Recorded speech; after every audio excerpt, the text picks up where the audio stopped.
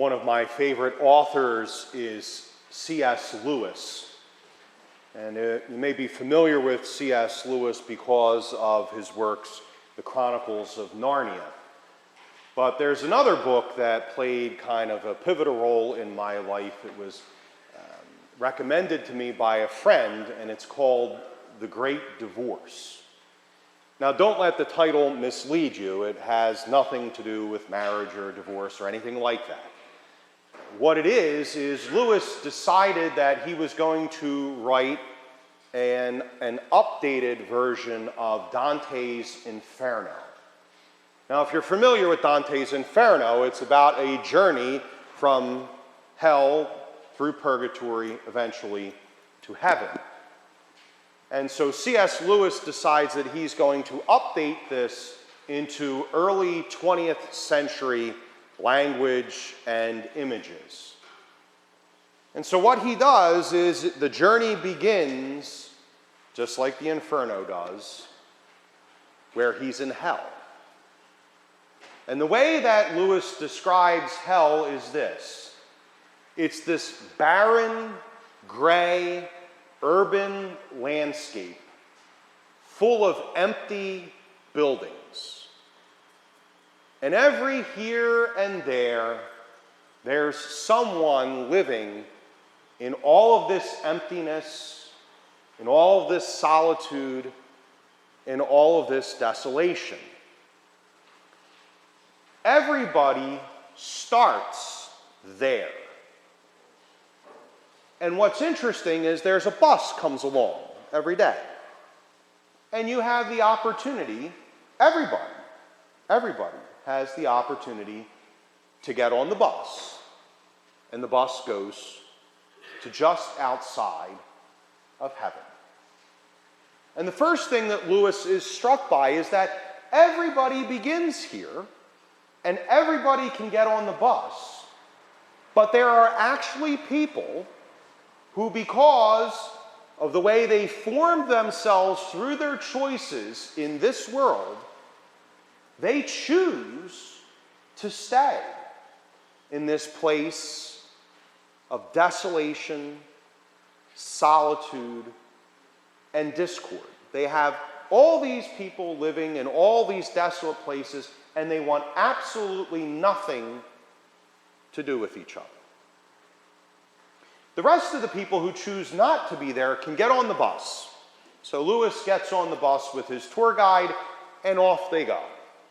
And the bus stops just outside of heaven. Everyone has to get off the bus there. The bus doesn't go into heaven. Everyone has to get out in what you and I would refer to as purgatory, but Lewis just refers to it as this is the end of the line. This is where you get out. And so Lewis sits there for a while, and he watches what's going on. There is some line of demarcation. It's not really something that you can see. It's not a wall. It's not a gate. It's not some great chasm that exists between this side and that side. It's just simply this side and that side. And there are some people who they get off the bus and they cross right over whatever the boundary is and they go right in. And there are other people who stop and they stand there and they just look. For whatever reason, they can't take the step across the threshold into heaven. And Lewis stays there. Most of the book, actually, is a narrative of all of the different people, all of the different characters that C.S. Lewis encounters as he's there at this border between hell and heaven, which you and I would refer to as purgatory. And one of the things that is amazing as you're reading it, Lewis writes in such vivid language. You can picture everything. It's very easy to understand these characters.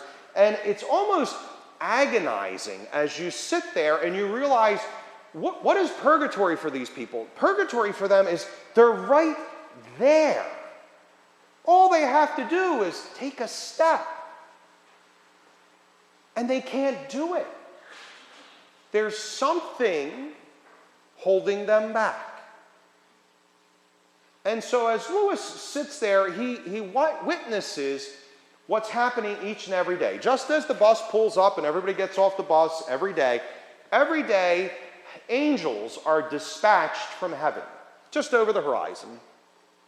They come flying in, and they line up just across the line from each one of the people that's just standing there staring. And they spend the day talking to them and just say, look, it's right here. Like, all you have to do, it's an easy motion. You just have to let go of whatever it is. Just leave it on the other side. Just leave it there. Don't worry about it. Just take the step. And there's one person that is standing there. It's throughout most of the narrative. It's a gentleman. And he has a little green lizard right here on his shoulder. It's a nasty looking thing, but it's perched right on this gentleman's shoulder. And each and every day an angel comes out and he's talking to this guy and he's saying, look, you can come in. It's this easy. You just have to that far. But the lizard can't come. The lizard's got to stay. So while the angel is talking to him, Lewis is overhearing the lizard is perched on his shoulder, and he's just whispering into the gentleman's ear. He's saying, nah, what would you do without me? We're friends. We've been together so long. How could you possibly imagine not having me with you? And so that day goes, and the angel flies away, and then he comes back again. Same thing. The angel's like, all you have to do is come across the line. The lizard this time is saying, you could put me down, but he said it's going to hurt.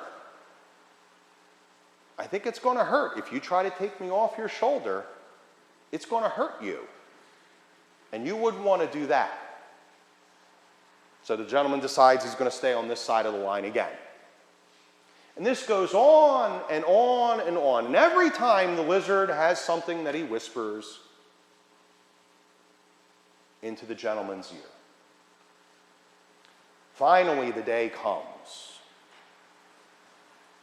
Finally, the day comes. The angel comes out. And there's finally that moment in the man's eyes where he says, yes, I'm ready to bid farewell to the lizard. He said, as soon as that happened, the angel reached out, grabbed the lizard, poof, gone. And it transforms into a unicorn. The guy mounts onto the unicorn into eternity. But the thing that shocks you through the whole thing is all of the different things, and I got to be honest, what's a little bit unsettling is when you begin to be able to relate with some of the characters. And you sit there and you say, yeah, that could be me. That could be me. There's a little bit of a cautionary tale in play.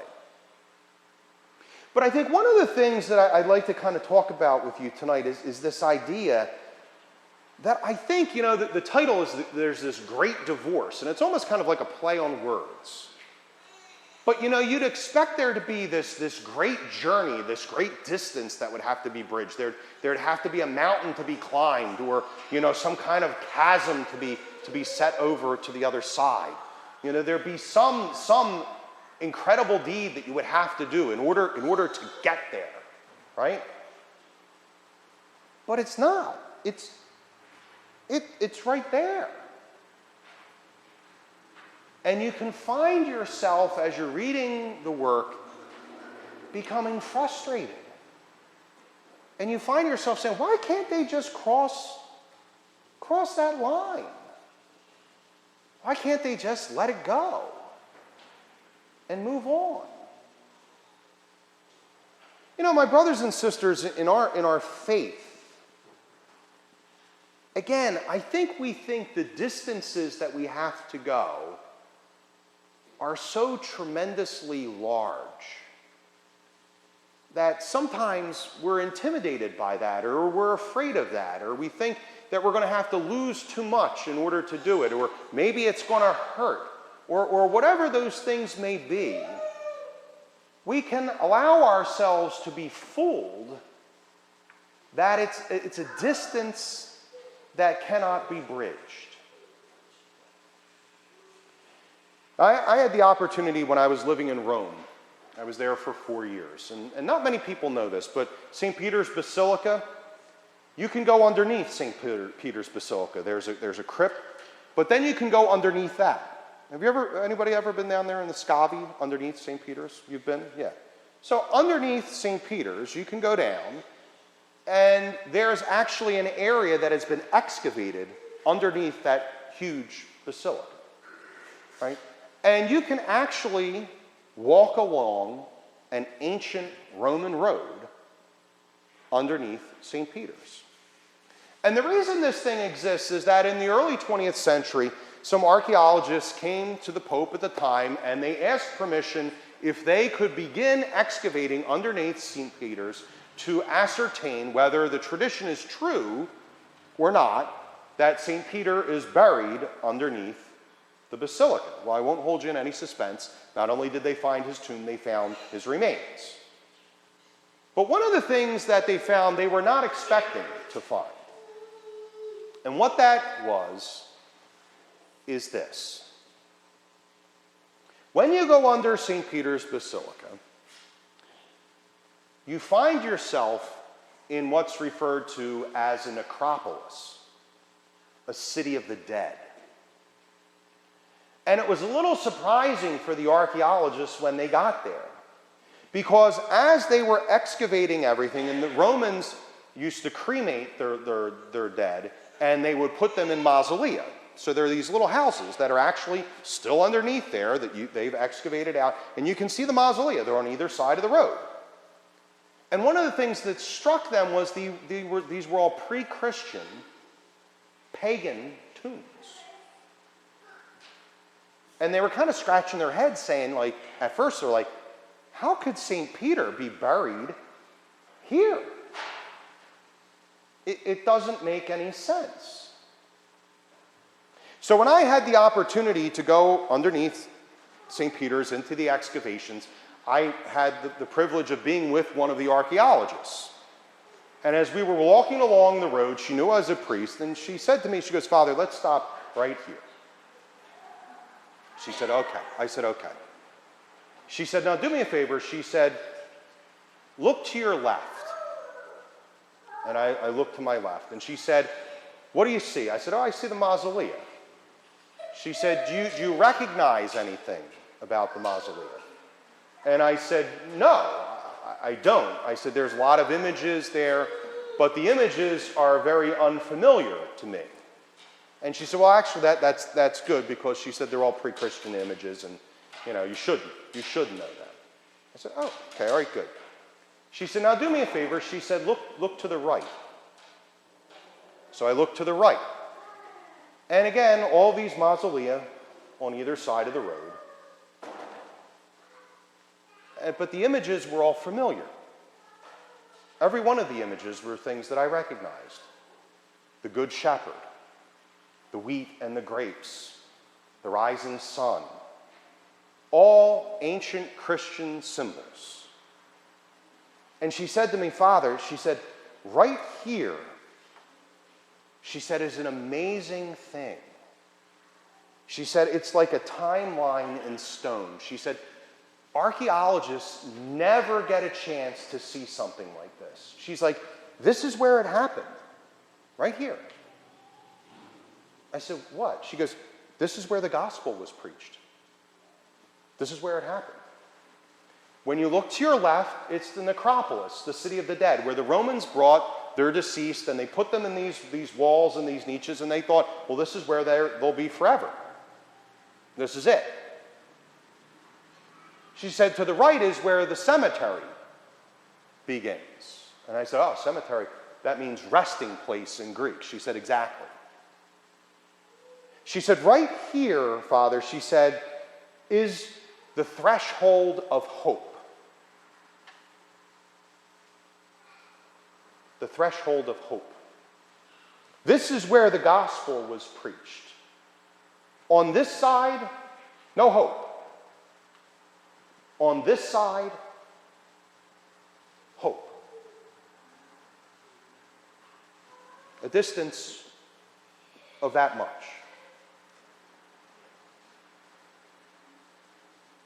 You know, my brothers and sisters, when I was in the seminary, I had a professor who taught me, and he always used to say to us, to all of his students, he would say, what's the longest distance in the world? What's the longest distance in the world? And we would, all these different things we would throw out, he'd say no to every single one of them. And he would say, what is the longest distance in the world? Longest distance in the world is from here to here. That doesn't look so long, does it? But it can take a lifetime to make that journey. Just like in C.S. Lewis, it didn't seem like it was just a step. Just like for the ancient Romans, hope less to hope, hope less to hope. Not that great of a distance. And yet sometimes we get ourselves so fearful, so worried, so anxious, that somehow the journey is going to be too great, too far, too much, more than we can handle. But it's not. It's this far. Now, those of you who are familiar may know that the threshold of hope is actually archaeologist was kind of cherry-picking a little bit. It's actually the title of a work, a compilation of interviews with Pope St. John Paul II, called Crossing the Threshold of Hope. And I've always found that that's such an amazing title and such an amazing image, because it's what you and I, as disciples, are called to do. But it's not crossing the ocean, it's not crossing the universe, it's not crossing the continent, or however far we think it may be. It's crossing the threshold. It's not that far. We find ourselves on the threshold of Lent. 40 days. 40 days. And at the end of it, we celebrate the resurrection of the crucified one. And there's an Easter account which entails a threshold. One that you're all very familiar with, but you probably don't think of it as a threshold. On Easter morning, the women come to the disciples, and they announce that they've been to the tomb, and the body of the Lord is not there. And we're told in John's gospel that John, the beloved disciple, and Peter get up and they start running. While John's running, we're not really sure what Peter's doing, because you may think he's running, but it took him a while to get there. John, off like a rabbit, off he goes, right? But what happens? John gets to the tomb. Does John go in? No. John does not go in. John gets to the threshold. It's a distance this far. He doesn't do it. Peter comes lumbering along. Does Peter stop at the threshold? No, not Peter. Whoop, right over the threshold, in. John kind of looks in. We're never really told whether John goes in or not. I like to think he did, once Peter did. But again, my brothers and sisters, I think we have to ask ourselves the question, why is it? Why is it that John gets there and John kind of peeps in? Peter goes right across. I think it's this, if I may. It's my opinion on the whole thing. Take it for what it's worth. Peter understood that he was crossing the threshold of hope.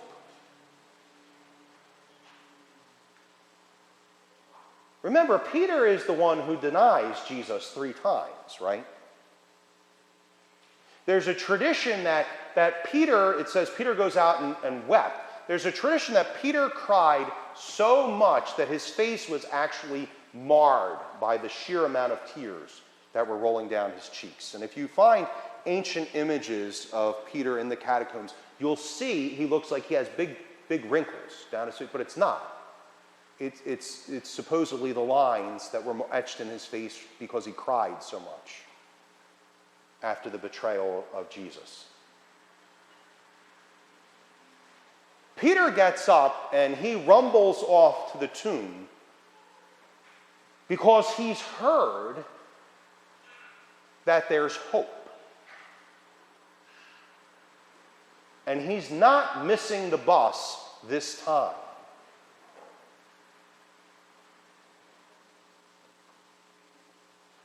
He needs the Lord to be raised. He needs to know that it wasn't the end, his denial. He needs that. He wants that. He desires that. And in just simply crossing that little threshold, a whole new world opens for him. You know, my brothers and sisters, you and I think we have an opportunity each and every time we come to the Eucharist to practice crossing the threshold of hope. Do you know where it is? In your church, it's right about here. I was here Sunday. Here's your threshold of hope. It's right here. Right here. Because on this side stands the priest holding the host. And on this side you stand someone in need of that hope.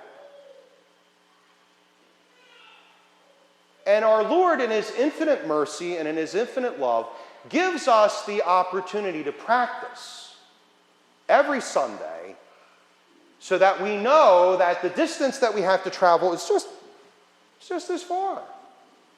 You just have to go from there to here. And here you receive what St. Thomas Aquinas refers to as the foretaste and the hope of eternal life. It's right here. So my brothers and sisters, I ask you, why would this not be something that we would want to practice? Because, I don't know if Lewis is right or wrong, I have no idea. But I think there's enough preponderance of evidence when we look at things that I think the distance is not as vast as we think it is. I think we've just somehow been fooled, or we've fooled ourselves, that it's too great of a distance and too long of a journey to engage in. But it's really not that far. The threshold of hope, my brothers and sisters, is real. And it's offered to us each and every time we avail ourselves of the Eucharist. You know, the time that you've spent sitting or kneeling or standing in front of our Eucharistic Lord is supposed to whet your appetite. It's supposed to tantalize you. It's supposed to draw you forward from this moment where you simply sit and adore, again, kind of like the people outside of heaven looking and saying, gee, I wish I could have that, but I can't let this stuff go.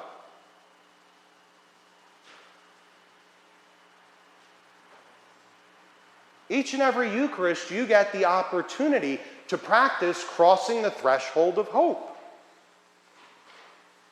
So that when the day comes to actually make that final journey, to make that final profession of faith,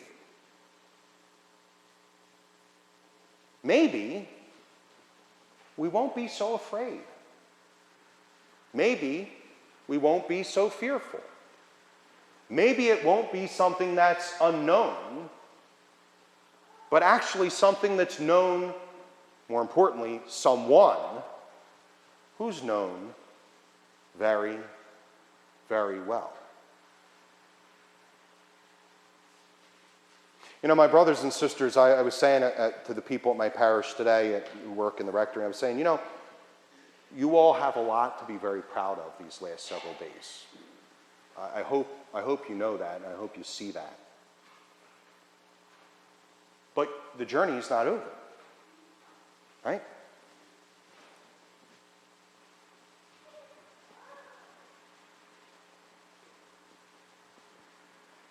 It's not too far. But the beautiful thing is you've spent this time together with our Lord, practicing, crossing the threshold of hope. So that one day, please God, all of us will cross that threshold together and live in the eternal love and the joy of the Lord that knows no bounds and no ends. But until we can share that together, we still have to have the courage and the trust and the faith and the hope to bridge this gap.